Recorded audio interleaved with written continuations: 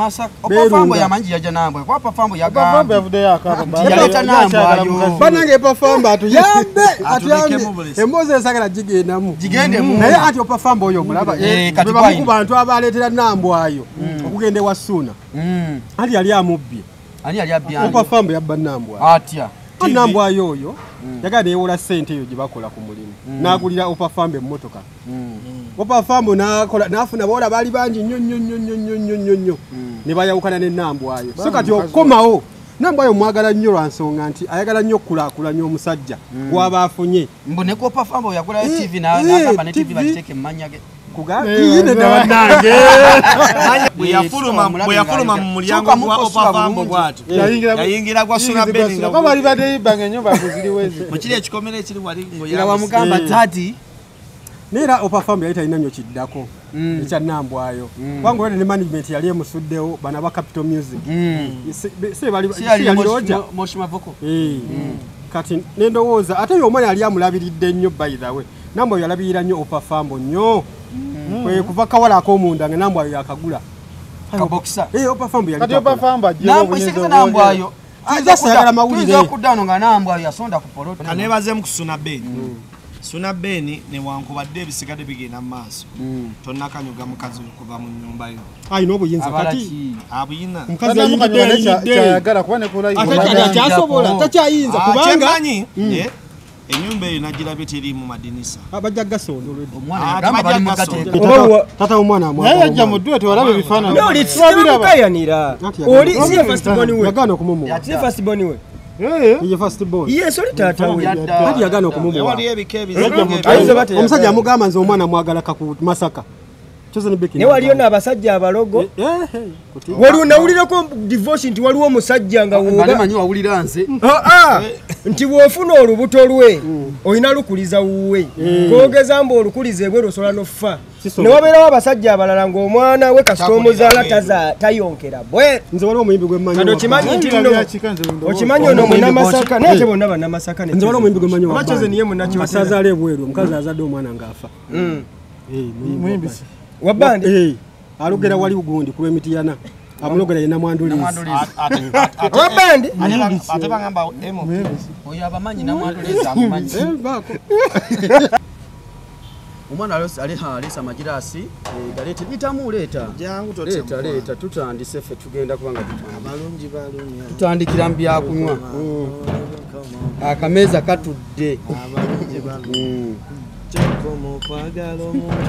ewa mazima abalungi balumya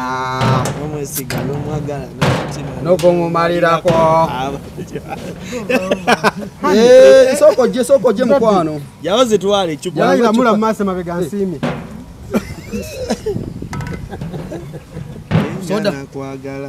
sula kyogedde kibayita atya kiramula mumaaso mabega oli mwesonawo oyajja munywera mu kyupa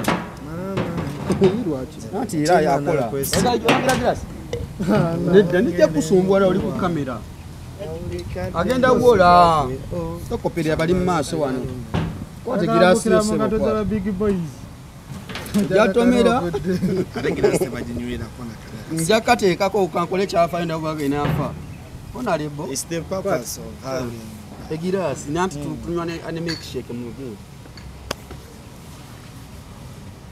kituufu tebijja tebinyuma ngonywero kyakaseke ku girasi bale Suna bamubba Suna yakabidde ku live bakwana genzo okulikodinga nga maziga gawedde wasi wamukubidde akaabe ogwokubiri maziga gadde mateeketeeke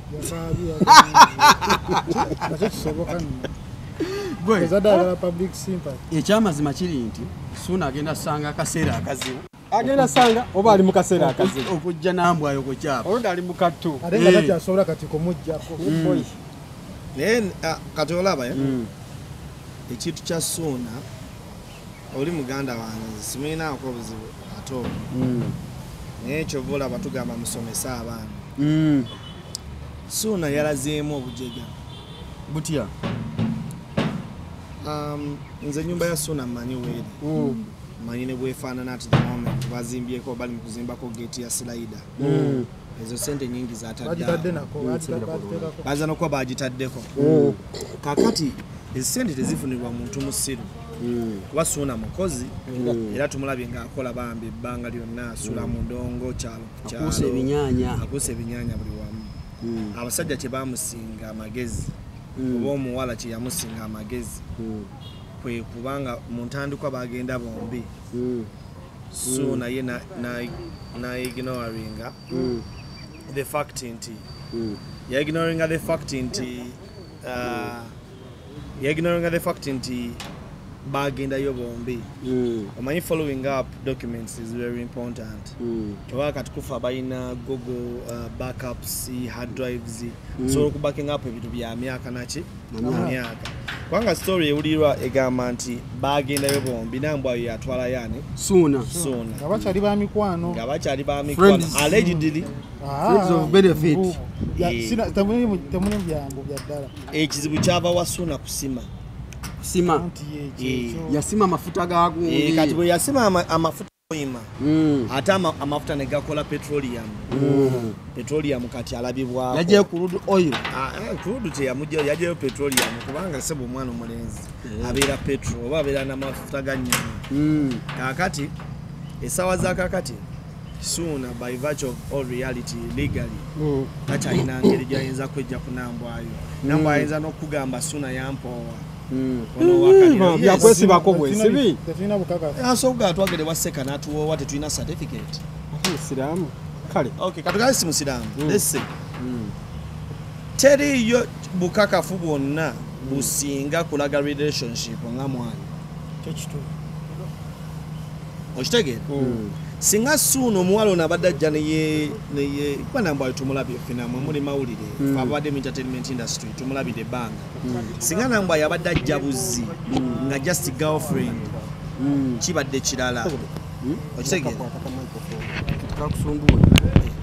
singa nambwayo abadde ajja buzzi singa nambwayo abadde ajja buzzi nga girlfriend nga tatayinaawo mwana kyandibadde kirala naye kakati waliwo proof that there was a genuine relationship eyaleeta n'omwana into play so awo omukazi yamukubyemu golo 10-0 kati golo 10 kwa guni ne wagamba mbagenda mu kozi tebasobola mujja anti mu kooti ffenna tugenda kuyimirira emabega wa Nambwayo lwa nsonga emu nti Nambwayo mugezi okusinga abakazi abalala Suuna baalina kuba nsubira ku myaka gya Suuna ne celebrity gundi gyalimu ozera mugezi nasinga Suuna ateeka okuba alina abaana abawera abasuka mu omu simanyi baana ayina osebo Saalongo mulangira Saalongo sibimanyi ebya naye abakazi abakayina nga bangi nalabye Sineya yavuddeyo nagamba oyo mwami mwami Sineya tomumanyi yali wa Izoniti nalabye Sineya ali mu kano oyo seyali nekakati nakatakyali mukazi wa Izoniti ate music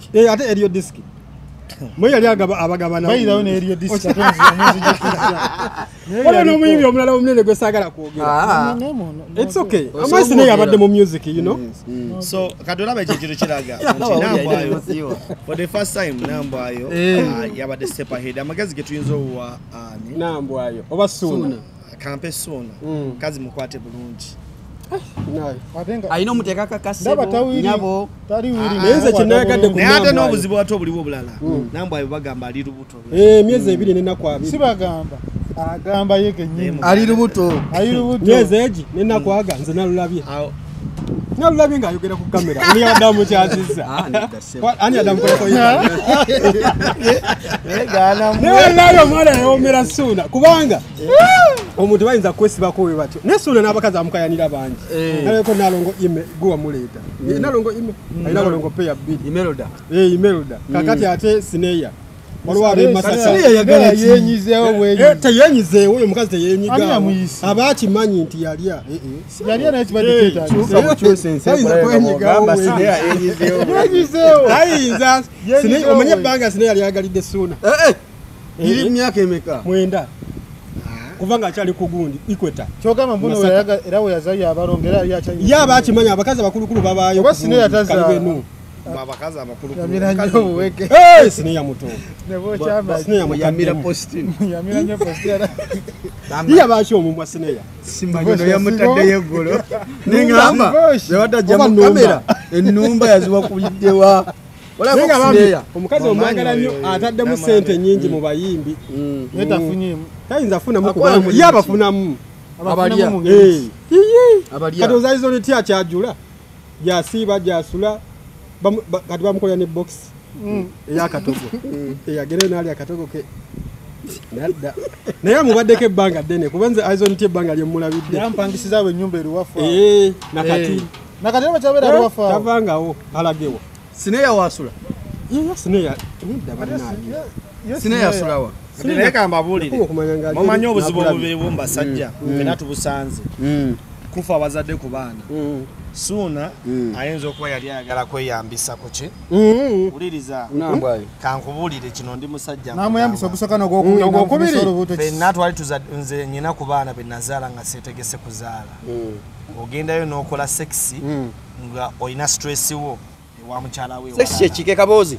akaboozi kaakati abawala abo abasinga bakonsiivinga ye kasa kuba mu tooki n'alaba abakazi baagala ebintu ebyo bisatu luli nabyogerako protection future and money bw'aba alina wasobola okujja ebibiri ku byo asigalawo newoba obwavu bukyaliwo era tunuulira abavubuka bonna abafunyeemu abo ababaddewo fena tulina abawala abo ababeerawo nga tukyali bubi ne babeerawo mpaka kati okiwulira kaakati nambwayo ye yamanya siwa nnyashi siwa nnyashi nyanyashi n'amanya ayinza okuba siwa face na face maybe diary production yes na yes n'agamba omusajja ono bw'anaakomba mu diary production lunaku lumu ajja kubeera samuwanu kati ffe ensobi gye tukola kati kwe kulowooza nti nambwayo byakola kati yabibala leero Yabibala dda.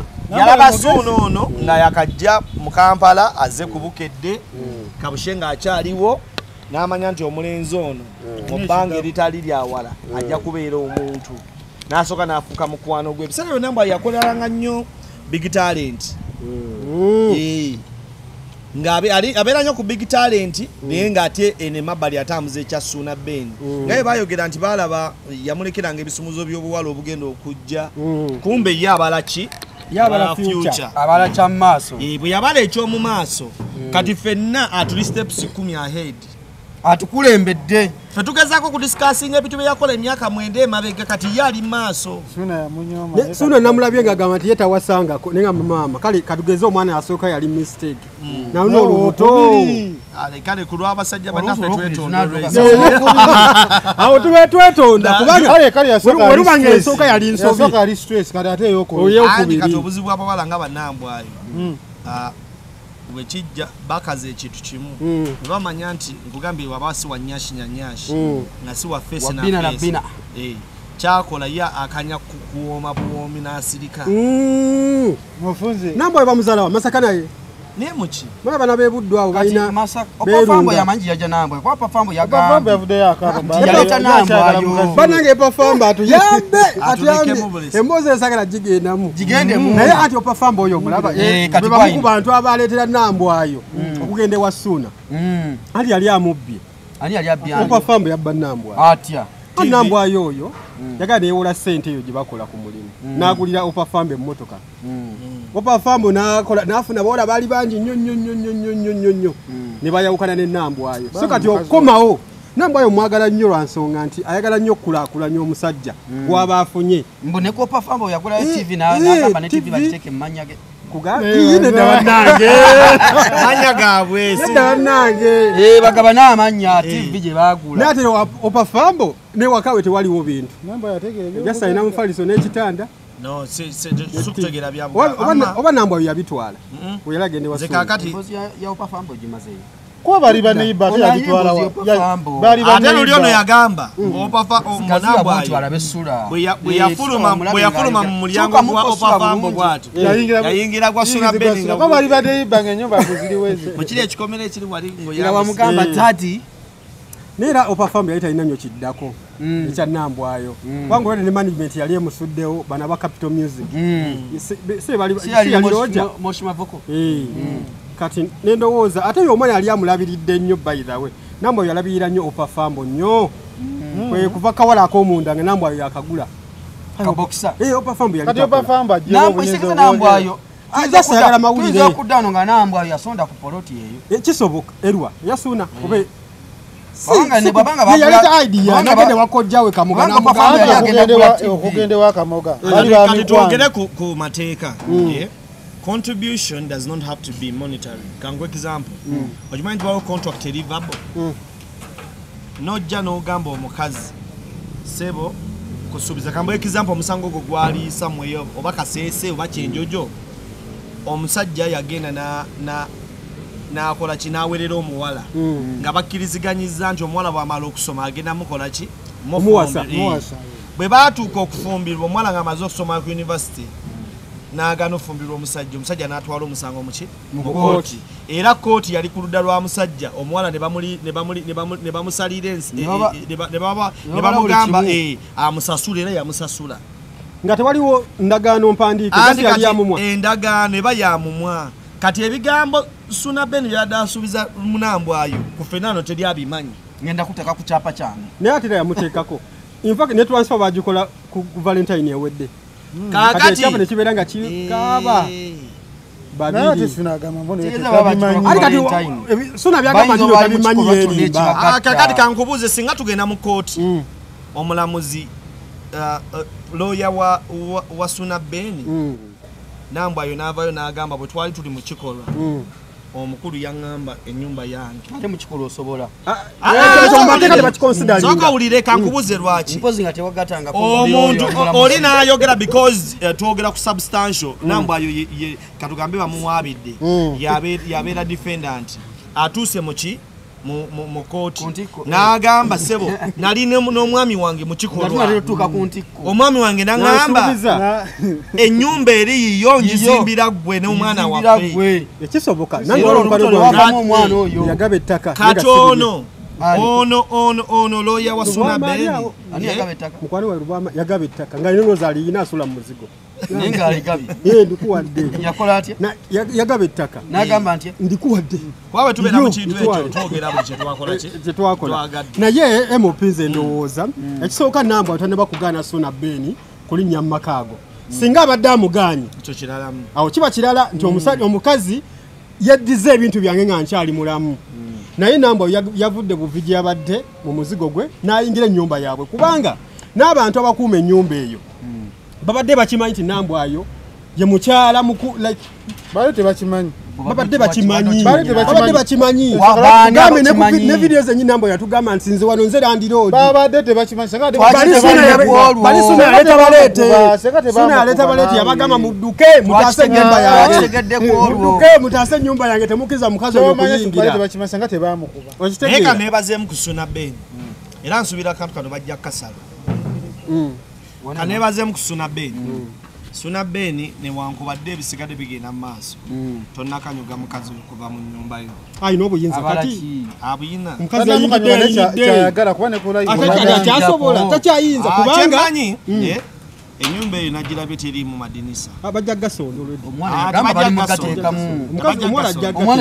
gambye kati waliwo ogundi etandika kojjaawe agenda muyambako bakateekemu ate nekirala ono omukyala yali akola ku Bukedde nabitengero Fiona Fifida Queen yataddewo ennamba abantu basonde bagulye Nambwayo eddinisa naye Suna Ben yakola Fifida Queen anedda ebyo bibaawo oli alwanirira abakyala naye ne Fifi yakikolako before Fifi si yalitwetera ziza Bafana ate bakayana nyumba Bafana yali tayina Bafana yali munaku bagana divorce mune nkunyumiza ati naye ekiriwo nze nalabye ensonga zino Suna Ben kyalina okukola akubye Nambwayo esimu kubanga esooka Nambwayo yo chance yonna gyafuna okugenda mu kamera omanyi kyakkaatiriza nze omwami wange amakaga fe kati ekyo n'ogenda mu kkooti n'ogenda waggwaswala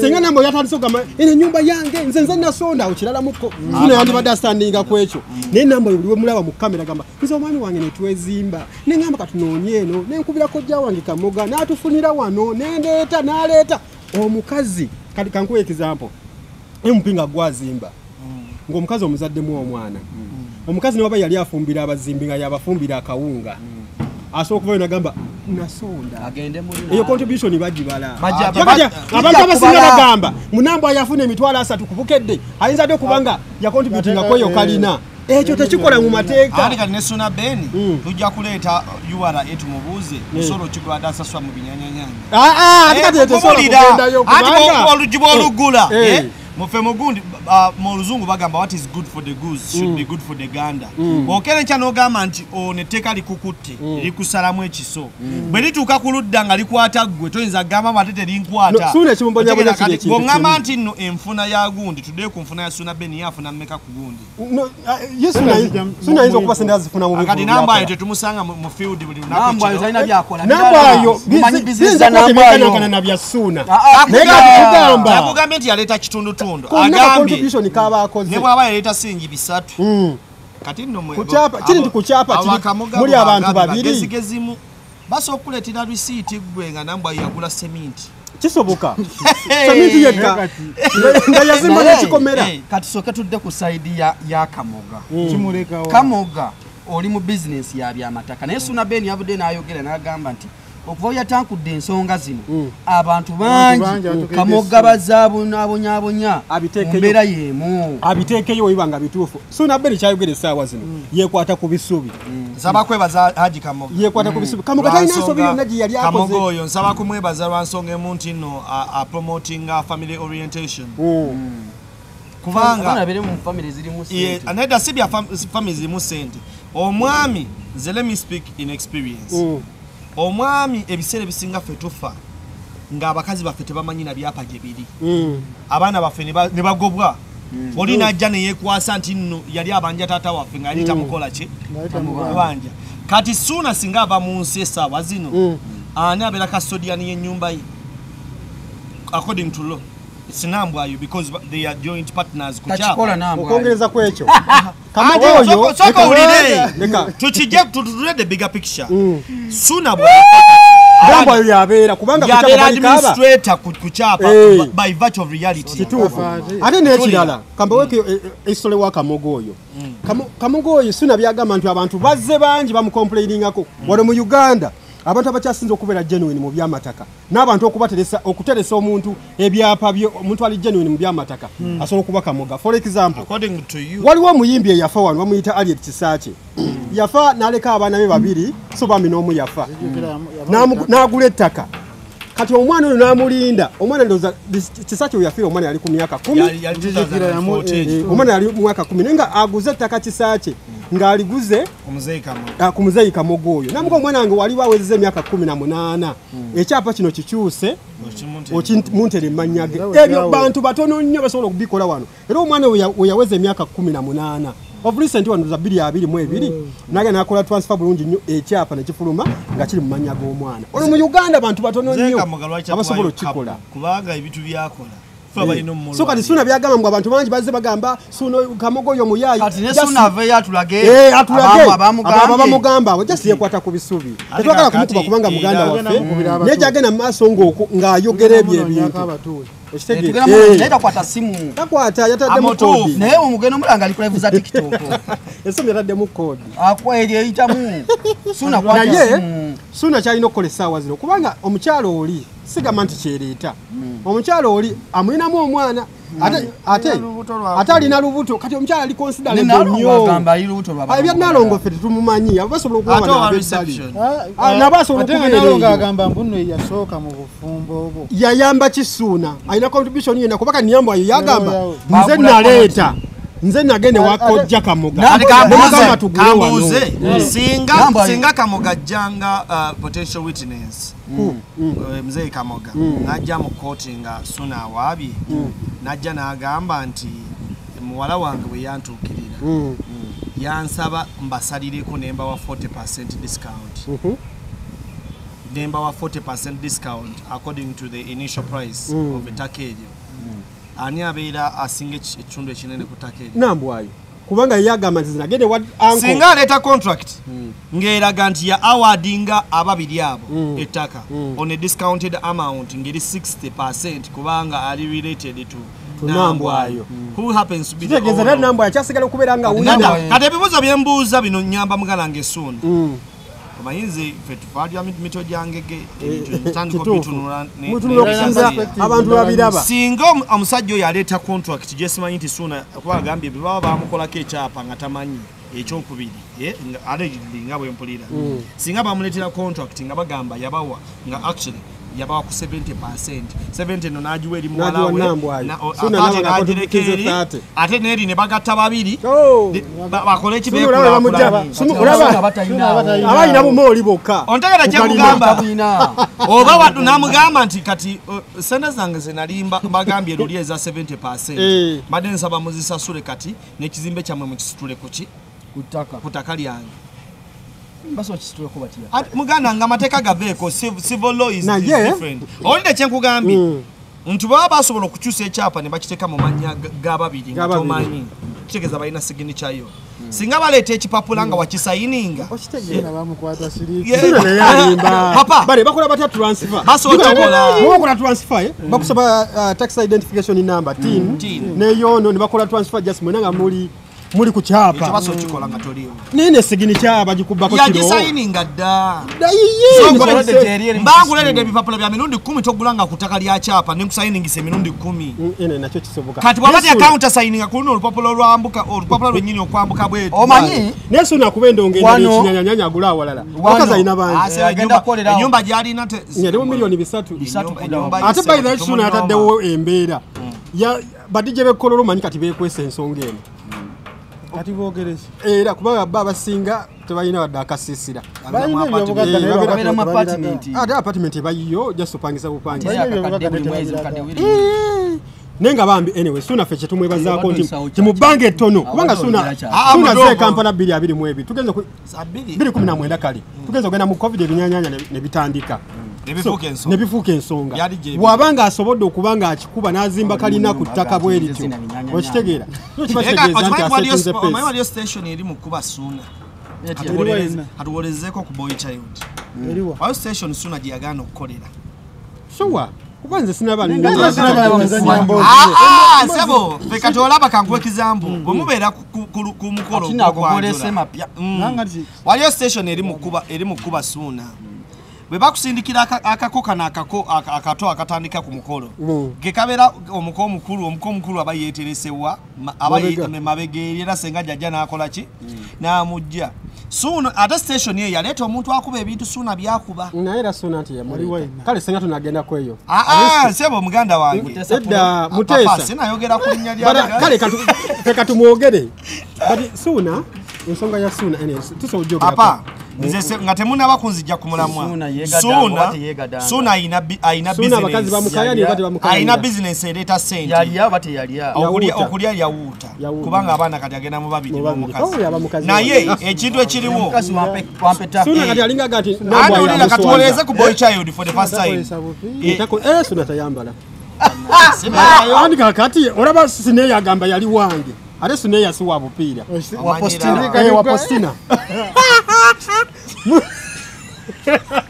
anavuka twegada zekati postina watu wamujjao yes guni Sine tahitinze menopause ade kasimu yes Sine atubulire mumwa jabaki numba yaragenze mubende yabakule numba yaragenze amanya ine gundiyo alonde enjuki mubende yaragenze kuwakula mubisi ne mwagala nyo Sine yakubaga sheze analulugalo mululu wana guno yagambi namba yokimanyi Suna yajali bawange ni mukazi yekaza mu mukasi naye yekaza aizo nitita mumala oba eriyo diski aina sende munyonje mu makagubera mu wabaira sende ze kati kiriwo mu yonna tukize tugane omukulu Suna ni wane karakasa Suna yali nga kojja waffe yalina buli kimu agenda kuota bila mu ate mukoze ensobi chabakola leti excavator mwine ekintu kyemwogedde nyumba agiseme abanga Kamoga yatandikira ku Harriet Church eri mu 2014 kuba Harriet Church na mwina kushonga mutwala London we natwala ba David Lutalo ne ba Maro lwe yafogo omwaka abayina experience mutaka musajja ali genuine nnyo omanya abantu ebyapa by'abantu byaterese Kamoga oyo nga bansajja balemererwa okutereka ebyapa byabwe mu mabanga oliye n'abitwala n'abikwasa Kamoga Dr. Praise atuse ayina kasawo ka genuine kati sune byagamba mbere Kamoga oyo muyaye nze abantu bangambe nange yanyaga ajja kuswala wango musajja tusobola okumujjako adif ku bantu abatunda amataka so sibulanga ku myaka gy'amazaabi sibulanga mu Uganda uliwangabi okitegeera ono Segawa yamanyi gyava bulwaki Kamoga ngabi Matovu ngabi nange yiga Tovoya samenyo amita digasula munange ndoza kati ensonga tujimaliriza ndako Braze soko jo tuweleze nankani Dr. Braze nga yaguze galubindi kogana byabira ne gundi ne Kenzo agenda tandika okuyimba beba ino nati bawachoze ni beki batya bamutwale mu bidongo atachasule waka amiri tachasula jo yandi katika miofu katia asema masanyala kanagali iligo yasheka naye kamyofu turabachoze ni beko mwana mulwadde netakwata ko kutata omwana ati wali tajjayo mu handi omusajja yamuzala musajja kale dictator ami asiye tata omwana ati ye wali yadduka yanova kulwazi bingi bugumu Dr. Braze unaze eba ngamba chosen beko taina mpisa bagamba taina akuba muntu simu takuba naye simu jangu waneno akola atya bangamba omanya abantu abamu tubawe ebimuli abantu bawe ebimuli byabwe nga bakyali balamu nyina abantu bawadde kimuli kambi weseeguya olugamba yeyatuleetera omuwala oyo nesebangako omuwala oyo ng'asiimye bannamawulire abaamule tamujjukira bwe mwamusitula ebintu ebimu tubyogere nga we biri oyo muwala adde ayimba bulungi ayina ebizibu tumusaasira talina mpisa talina mpisa kigeza oli driver byadayogera byandibanga bituufu yakuba dictator amiryanti walimu n'ankuba nyinza omukuba n'emmuta omukazi obumpi omukazi omumpi yakutte ekisakiro omumanyi bangamba amazima nti Chosen Becky soko buuze ku bantu wakatuka sembera wano Dr. Braze tekako njagadde nneme bavimba nengamba kanzijjeko ngenza okwetegereza nga mujja kungeya nti omusajja yakutaka sente konna akale nti nakagulamu shed ziri mumeka ezo okwambala rent bugolinga ototandika ddala okuyimba ziri nemulesi naye nga zo z'amaanyi nefiriza akasente kange nabaddemu ekitu omwana bagenda ozinoonyerezaako awo nga za sente nyingi miliyoni nga 2 ate ziwera ate kati awo mba nyingiridde ba Doni Cruise twalo jange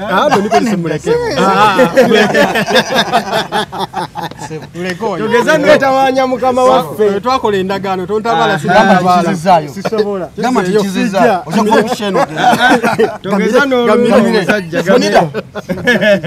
naye nga omukulu Dr. Braze tumutandike lya Dr. tolyogera wabula mbuuza kuba tulaba ku mikutu egiri wano ne baganda bange mbabuuzaako nti nga munyirira amatuta gamumenya mbuuzizza ku baganda bange mugamba mutya nga mwenna mufuuwa muzigo ng'otandikira ddala ku promota MP honorable Mayor to be divorce nasoma mu comment section nga abana bagamba ng'ogezze ogejja bali balowooza ndi mulwadde wa siriimu ngeze nga Jose da Bloga mulaba yagala kwakira Jose da Bloga yansobera ddala akolera baki kiri mu America Jose da Bloga yeetira omugaga n'amuddukako yibo omugaga yaddayo ati ebweru yo ina lagolese zawedde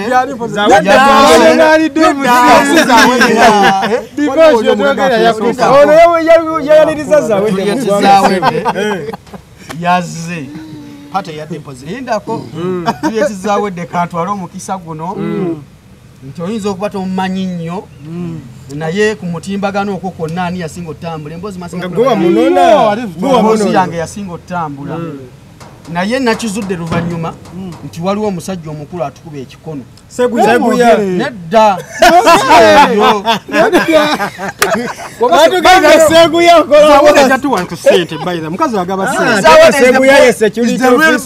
nze nalina Juliet yatuuka ku kisaawe ku airport kambaniza emboozi lindako mpaana mugagga gwe mulimu gwe kaakati Juliet yatuuka ku kisaawe bannange namulaba oyogera ki nga bawana omugagga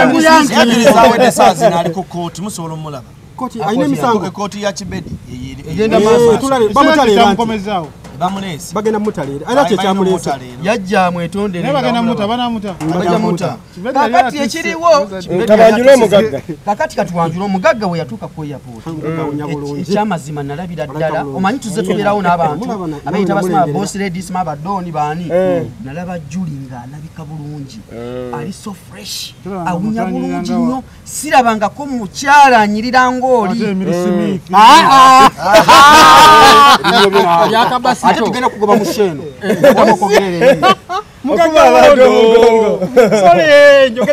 twogera ku bantu bategerekeka twogera kuba boss lady yampaki Juli yakuwadde ku sente twogera ku kamukukulu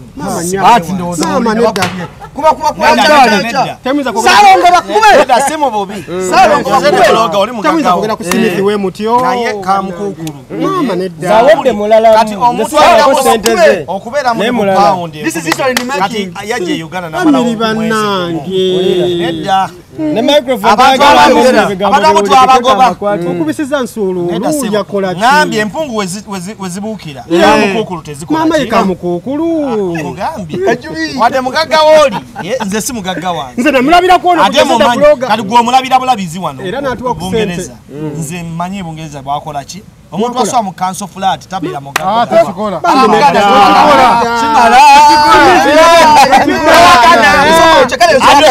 address yenji amanya ge yani amanya ga matufu tumugogolingola Bungereza kankolage Bungereza bwe tukweka amanya ge yani amatufu kulage address yetu giteke nawe teori yakusendeza za simiti asula mu council house ya pound bina eno na bacho ye milioni emwe mitwala ezawa arenga nafeze kusula ne tebe kololo basula mu yemu kitundu kati abantu na mwesubina bino byawulira bigambo bya nenga tuwuliriza nze bya Emily Smith mubireke ino shosi ya Emily Smith nze manyi omugagga yakomyewo nze naliko airport nakulaba cyangwa ndi naye bwenti bwena mukwata ko nempuliranga obulamu bwinenge divorce gattako na kano gwe wekka kirina awewera kati ogira mwoti olabe ne girasi eno Juliet Zawole bwatu bwawewera bwati naye omukyalo oli nebo mulako olabira kasudde andi bangamba naye ekyensaba kiri kimu seguya tobereza munnyo mugagga so tobereza boss chotakola tosobanga nga MC Rich bwe yasoberanga ku room y'omukazi mu hotel sisobola kusoba ngasobera muyango ateze siri so kulozi naye nga bwola bono ne Emily Smith andi kyegamba bagamba Chakabale yasobanga omukazi ali eri mu hotel ne bawe Chakabale asoba ngawuliriza Chakabale yani emusiri kikoze ebintu tomumanyi uya byogera nze mpulira byangamba nange omanya agenda kutabuka eno nedda gavana esi yavudde mu kuuma saba mwagamba tukolera abantu gavana esi kuli ya managing gavana esi anti katubuliza gavana esi yawandise omukugbaluwa bwe guti nagamba sigenda kudamona yetondedde buli omu oli mugezi gavana esi yeke kyosaba kiri kimu baba yetonze mumuleke agala okwewa obutwa amuganange gavana esi mukadde we bayawuka yakula yakapapula alupapula mu papula zange kati ye mugezi alina kyabala oli omwana mugezi oli omukadde wa gavana esi ya farm mbozi akyala we bawe gavana esi omuyimbi kati kanulira yayimbe gavana esi yali muyimbi yali artist mukozi wa Chameleone Governor S nga Chameleone gwatuma sigala naye kati musonyiwe Katonda bambi yamudde naye alina akamanyiro oyo omwana oyo oyo muzeeyo oyo Governor S alina akamanyi wachogamba muzeeyo naye mwana wa King Governor S tukuze tumulaba naye mwana wa King Kabaka Charles mukuwana mugagga atokyalina kyomugamba okimayindire Emily Smith kale yafuna omuntu atalina mpisa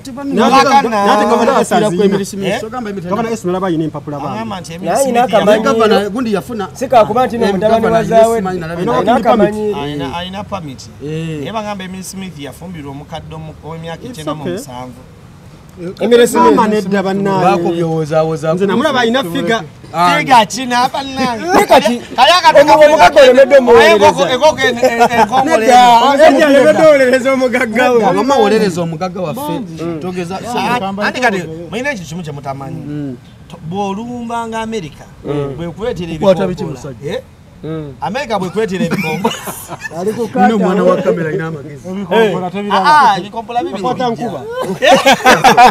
ali mukola kata we tosakata ngwa tuli mukola tuli mukwogera kamera badde tumuderebwala muwavu bakameramani bayinenge ono muwavu kati agikola muzaako kwefunya ku magulu tosibika binyo tu ninga ekiriwo kiriwo ekiti kale byawedde mukazi yamusonyi Chozeni buno beki kale Chozeni beki wamakomanyi munoke namulabyekawo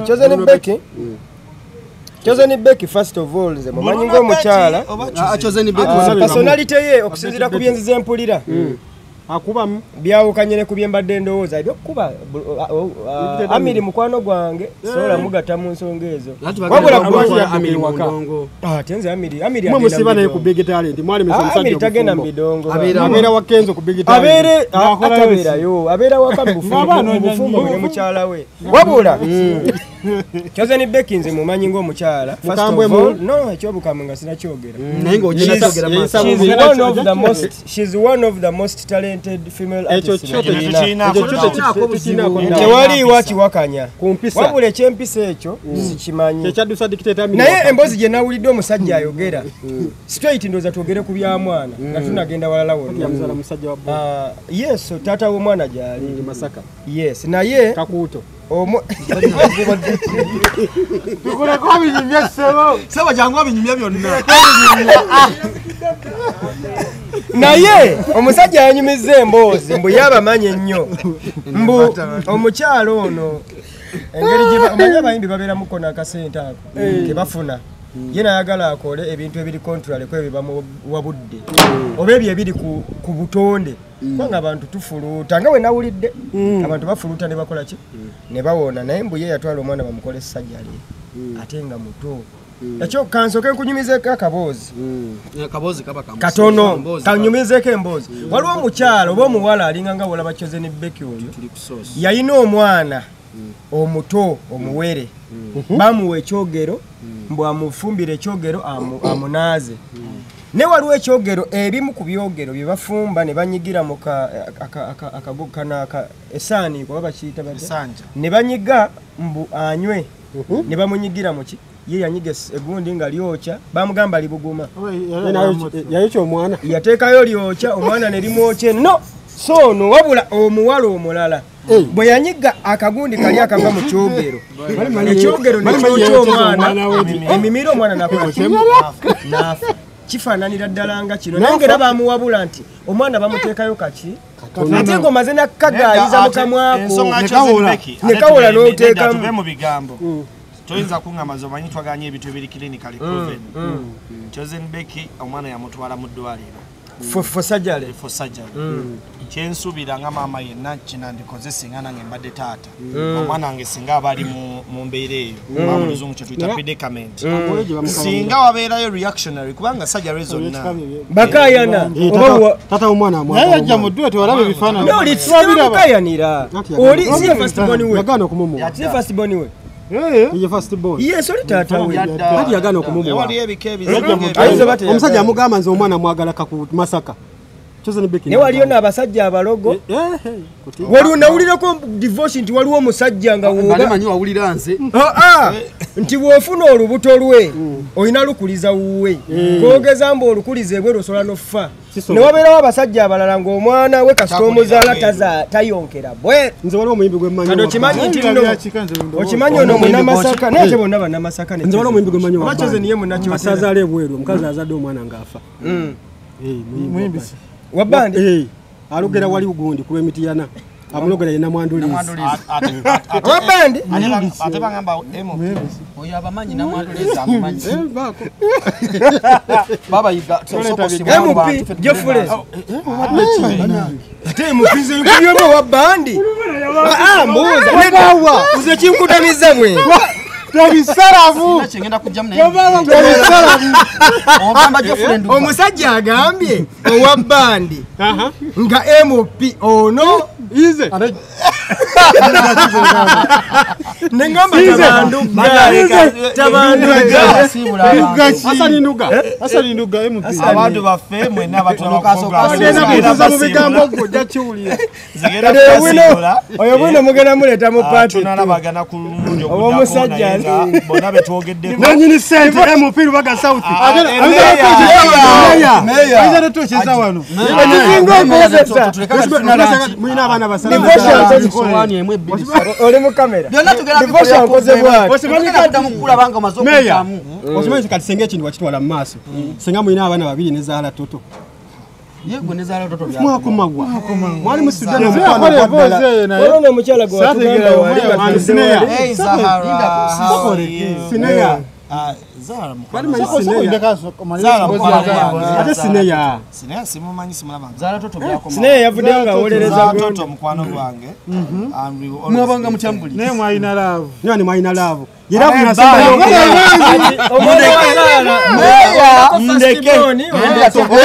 ogera kujja tata na mani tatani ati divorce Meya onagenze nayo ku muyimbi oba embozi tugipeke yo muyimbi eyaliwa omuyimbi nga banange ebyo onati yachoge ngogambye agenda na mwandani namwandulizi yabalogera ku lw'emitiyana ono bwachoge bwe ngambye nti taba Nduga natunulira boti nentyamu ngamba divorce tasazaamu omusajja akoze bwati nasike dakika bbiri divorce yakoze bwati nagamba konze jofuro wabwa bajja kutuza mu bigambo Bimayeyo byogera okolera abantu Dimayo sebele kweno kadi NRM agere kadi NRM Nduga gwenjogera kali ku kadi NRM tali kwefulira mulala wa nupu kale tugende maso kakati badde ogamba ki nze mbadde nkugamba nti wali abasajja nga omusajja oyo kasitozaala omwana we totekeddwa omwana muyonsezawa wabweru ladde omwana asobola okukufaako ng'omutunuulidde bwoti kati tabanga taata w'omwana kubanga nawulira mbw ali eri yeweera bwaseka bwagamba mbwekyoze ali mukusanoonya sympathy naye ati wawulidde wadiyo nga yawoza luno oli awo anoonya sympathy naye nga ffe tukimanyi nti omwana muki mulwadde ye ng'agamba alimba omwana yawona dda biki ekizibu ky'okukyoza ne Beki muyimbi mulungi ne kati ayina kyakiyegattako kati tiktoka She's a content creator. TikTok artist yenna kirizibwa. Nedda bambi. She's just being artistic okusanyusa abafanizi be na bawa bala. TikTok. Aina content awala wa mukolera ngo oli omwana. Yeah, no. She's a content creator. Kale, fine. Alinga Bruno Bet. Chose ni mulalamu. Chose ni mulalamu. Waberera ki mulalamu. Wasaze mukazo Bruno Bet. Mayine wakolera kati. Mali tugenda tandikirawo. Chose ni waberera nti mulalamu. Acreating ebintu ng'abayimbi abalala byonna bye bakola ne Snoop Dogg alina bugundi bwe bwakola naye nga te Snoop mu yakisusa Chose ni naye era byakabi nze mu supporting ani Snoop Wachi Smith temuvaako nti ono local artist ogambe noli rokeri Emily Smith Chose ni talina bamufolowing nga bali Nigeria okubirira wamasoko tuwulira amabina ga mukazi wa gundi namulabye namusanze akolera kugundi ku Grand Corner bannage ga mabina level 2 Grand Corner level 2 duka sijja kulira kozi yaliranye gazala postinga hoba okuva bava ku ayinza muposto za mwagala nebyo kumukola byennyini nyini Bruno yanyombeseza gulo public. Bruno yakuyembeseza. Madde nkwata Don Chris ka video. Yenga kamera engeri gyetunudde mu direction ye na Rosa nkwata ye. Banna yayo. Ayombye. Ofuna kyofachi. Ofachi kijuwa ofunira ne muganda wa. Bruno Betty. Ekiro wano. Tekikola. Ekiro wano. Wano nga Don Chris aparkinza waka box. Kwata omugagga bu video bwe. Aka box kyetagisa. Akabox emenyama ya kabox.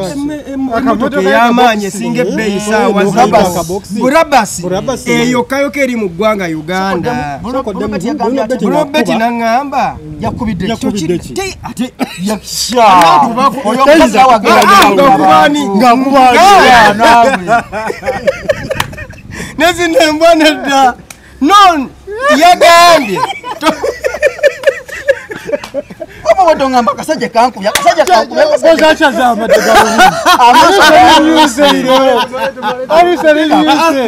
Yozete mu bindamu sinagamba kombo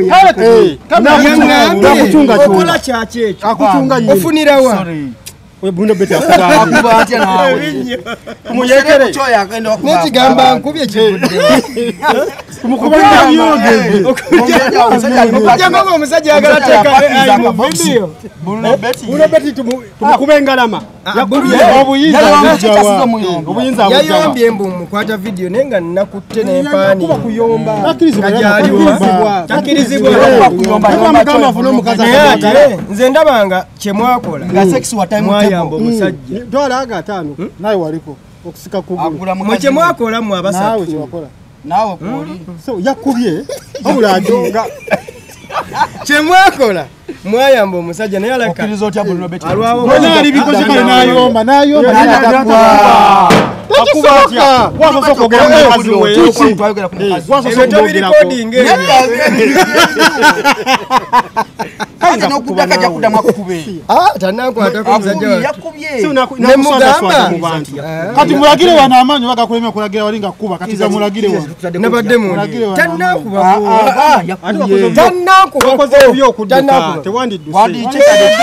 wandibaddewo oliri munawe lukudusa njogerere ki ku musajja owamawulire bamutesa omusajja mwogereddeko kikuba wandisigaddewo yagambye atya ofaaki mwage munjagazaki nga yomba bwati Bruno bambi musajja mukakka mwabula yaŋŋambye ofaaki muganda anti muddoboozi eryawaggulu agonjebwa ayina eryogonjebwa katuma ayogerera wansi kazi katuma wa ku mikolo kazi katuma bakola ki babera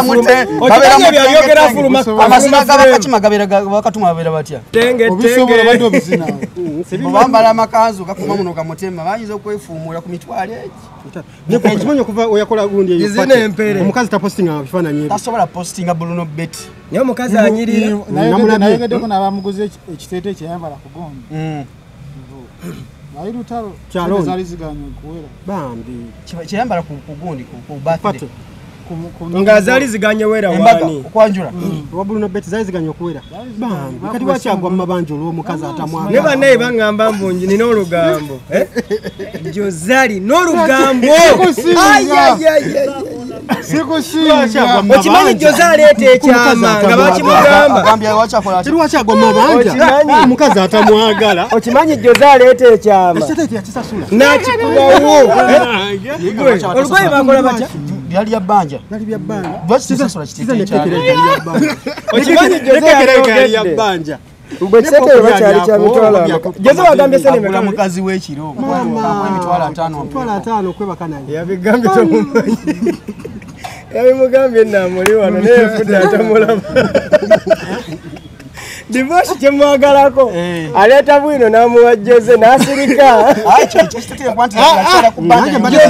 divorce ekitiri kyokwanjula ku bbanja niakirese obadde manyi keeki ne flame board bakyabanja mami lwakyo ogwa mu mabanja nagiwe omukazi mukimanyi kino obufumbo bwa bannamwe mugenda busanya nefe twayamba okumuwa Bruno bambi talina buzibu. Yakubogolera atya. Kakati nva waggulu nga mbabuulira kino. Nze nafunye information okuva mu source. Nafunye information okuva mu source. Mbwe omukyala bambi alayika ayagala Bruno. Mu character ye yeeyo. Omuntu ayagala munne tabula. Mbone ku mukono yali bwati. Nkubulye ku X we nga bo baali baseka. X wa Bruno taseka. X we ya. Munange. Mulete wano. Mulete atubuli. Gwe basekanga. X we basekanga. Emaizo emwala mumanyi bambi mukwano gwange. Nabagambi akola ku Grand Corner. Kati yafuse di mukwano gwo kuba luyite. Tunoonyereza tumanya akola ki ali akyatambula. Ne bamulabe kafiga. Ono atunda ebizigo by'abakyala. Ate Bruno Betty kati mayine basula. Basula obusegaawo. So kwite ne mengo. Chechi muise busulu chimusuze Ati mukazi yamugamba tusule wano kumpi. Lwaki busega? Lwaki busega? Obanga omukazi alina byagoba. Lwaki busega? Omukazi ayinza oba alina omusajja buziga. Inakyo kisoboka. Guyo mwana namusembeze. Namusembeze wala deri. Ate mugezi. Asiri mugezi wa musinikira muri ebi. Yo mukazi bambi alabika bulungi nambulabe physical. Ne ulide kyayogedde. Ndode yebina bweti. Omukazi wagamba tusule busega bano n'omwana munyonyo be buziga. Ayita wali kwa yiwe mangu mangu. Nagende buziga. Bambi ki Bruno. Divorce okunoonyereza okwo okukoledde wiiki mmeka? Kuba twali wano wiiki emu. Ekyo kyakubiza eggulu omusajja yinsoba yakubye. Yakubye. Yakoze bubi. Mulangire naawe. Yakoze atakuba.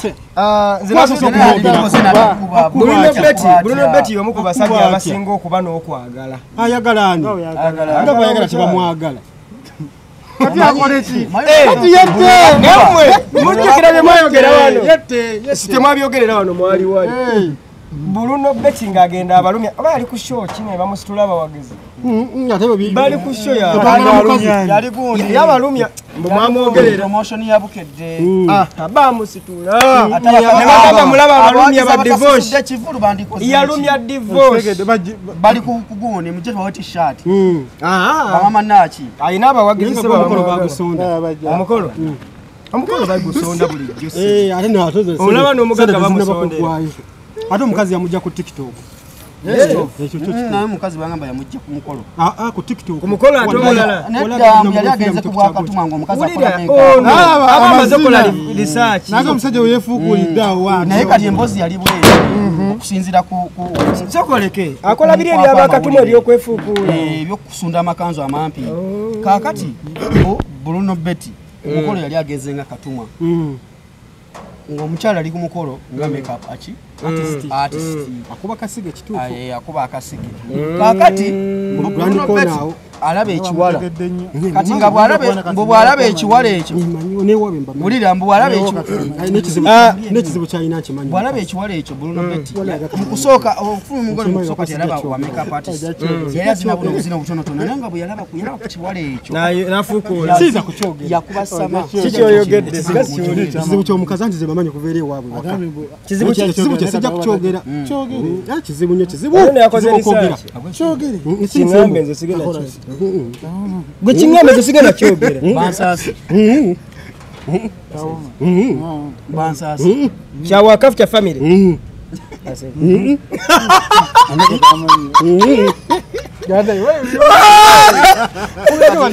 katokumweke tamanyi yakutandika yale tewandikyogedde kusanyawo tosobola gamba mukazi wa munno jangu naawe ekyo kyo kyokoze kifu jangu osiibule kati kyamanya ayogedde kyaki wali bikoze divorce nonya kavidiyo kagatteko awo ku katawe nalabye omukyalo oyo okusinzira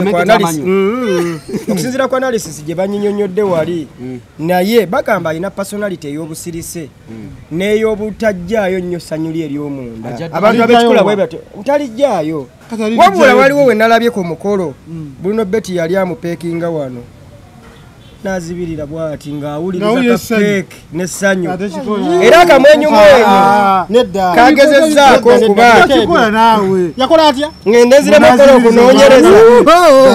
okkola okunoonyereza nti omuwala mukwetegereza bwenti ayina family relatives ayina ba relatives be abajja ne batuleetera obufe betukyala aba batuswaze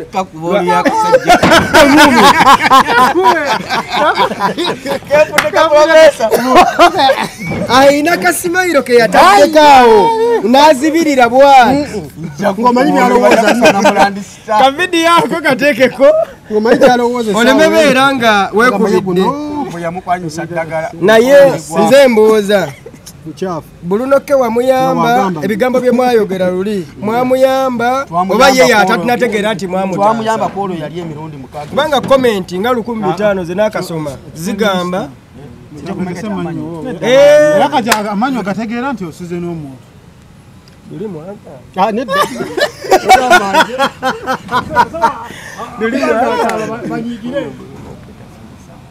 kyokade kati mumugaseko ani yagamba nti buloleke tamanisa mukazi ekyo kyo kituufu ani yakyogera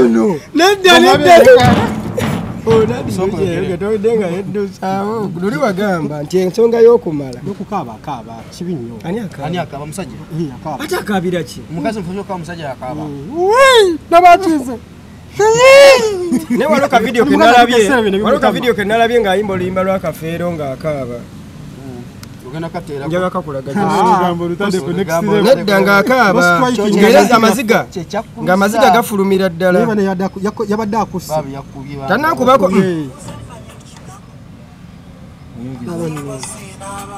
ng'amaziga gakaabira ddala n'amannyo gaago malungi alina kazigo wanoomanye ekizibu kyagumidde n'omusajja waka kyamaanyi ne bonna balina ebizibu kati awo ng'anywa akatunda abadde akabaki mujamamu kyafu eyo nze omukazi yange naye tobikka yeetereze singa neetereze omukazi ajja kuseka ongera okutumira ku mugaga Juliet zaawe bana ekinyerera naye tuwe ku ssente kati gwosobola otuuka wazaawe nenagakwako ssente gwe omugaga Emily Smith asinga ne Emily Smith ssente alinda za Facebook naawe anti Facebook yes katolabanga Facebook ye yakuba wamupromotinga wano wamma aba alinza akasente ka Facebook gye bamonetize nga bafuna kyekyo ayina ssente kozi muli tiimu Emile efe yatuwa ku ssente nabala kumpa nze mwege yali anjekezaayo nze ndi wa Juliet zaawe ndi ajesinaba kulya Emile ejjo zakuwa enamba yange nga kubeera wano nenkomerera gundi Don Chris omugaga Don Chris awo ye yasoba togeza yogera seguyatukuba ekikola gibeeramu enegerego omusajja ayina omusajja akuba ekikono waliwo gwe yakubye n'avaamu n'amaanyi neseguya lwakyakola ebyo ebintu divorce ye yanonye omukyala ku kisaawe naye yagenza otuuka waneeno labayo yagenza otuuka mu kitoolo ng'olukokola lwamukubye dda yazzeeyo dda paka eri ku erobiiki baŋŋambye bw'akuttira nako awakutta naye ne abagagga tetujja kufa nabo nekulawo omugagga kolima era tetujja kufa na bagagga nalabye omusajja ng'alumye mumwa gwa waggulu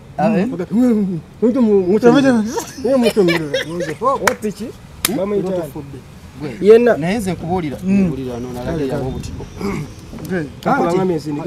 ku TV yamwe ku BBS negwe ne Betty kisonga ki ekibagattamu Betty za hard working ate abadde ali wano Betty abantu bempolereza Betty nambwayo bakozi mama mukola Betty mukyala haji ono omuzinduukiriza Betty mukyala era akyogedde wanagamba yayina ye mukyala haji ate ono akimanyi nnyo ono yakimanyi nnyo kanzirene saagala kukinsoose kanti nyina kyenjogedde kanono tekaliiko nedda saagala ndi eno ekyo kyo sina kyenjogedde komannyo kasale mwaka akavumu manyira ekyo sina nga wakugambye twogere birala era agenda kuddamu akunyonyera haji naye nga mukyala haji naye nga haji oli ate kuba ayina ssente saagala ombikke emimwe bagambe nti nyina gwenjogedde haji yayina ssente kubanga oba oli awo ng'emiliyoni erumye ku ssimu ya ntuneeno sina mwagala leero temujja kinsonseka dola nti onsonseka mumanyi lesigenda mwogera sagambye nti onamumanyi kakati beti nze kinamulabako omukyala mukozi era ekimutabula bale kati malirize wano ndowooza erya haji agambye haji ani ono gundi yani tugenda kuba tumaliriza emirisimisi tukutumiddeko twongera okugumiza omugagga Juliet Zawede nyongera okutumira omugagga Don Chris omugagga yekka gwe tulinawo omulimu gwe twasigaza kati olaba nabadde ku airport neteeka post ku Facebook yaka video yako ne bagamba nti abamawulire mwagwa mwadda mu kuba luseke naye wankubidde oluseke lwa Zawedde ne ngamba bankikubira ekigambo kimperezeemu sifunangako yadde ekikumi ate kulimbe divorce nga gwe wafulumya amawulire nti omukazi ayingidde saafuna yadde ekikumi akuba ono olukokola nze simanyo manyi njagala kino kyogere openire kiri bwe kiti okuwaana omugagga nti alina sente tomanye mu maaso eyo oba nakola anaabisiima ate oyagala njoke wano kyogamba talina alina mugagga yamanyize naye nakola naye ze mwagala ng'omuntu gwe wafulumya eggulire wano ne bwatampadde nze ku mutima mwagala nga ki naye akuba ono olukokola tasobola kukola ono kyakola ekyo kyo nkisibako tasobola kukola gwe divorce matovu yokola osegeera naye ize kale abagagga tetujja fana era bulungi mweraba akolimye